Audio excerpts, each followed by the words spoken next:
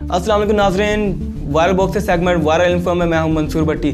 आज हम बात करेंगे क्या सिर्फ खड़े रहने से भी वज़न कम किया जा सकता है। खड़े रहने से 1 मिनट में 0.15 कैलोरीज को जलाया जा सकता है। ज़्यादा देर बैठने से वज़न बढ़ने के रुझान के बारे में तो सभी जानते हैं, लेकिन अब एक नई तहकीक के मुताबिक कुछ घंटे खड़े रहते हुए भी वज़न कम किया जा सकता है।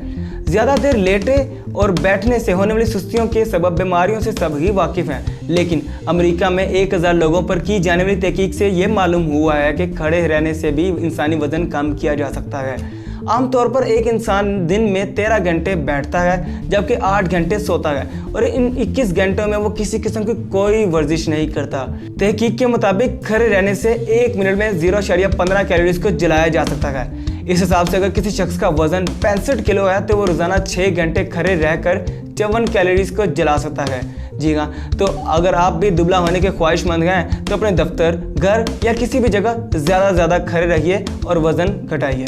इस तरह की मज़ीद इन्फॉर्मेटिव वीडियोस के लिए हमारे फेसबुक पेज को लाइक करें, यूट्यूब चैनल को सब्सक्राइब करें और बेल आइकन पर क्लिक करें ताकि हमारी हर वीडियो आप तक बआसानी पहुँच सके।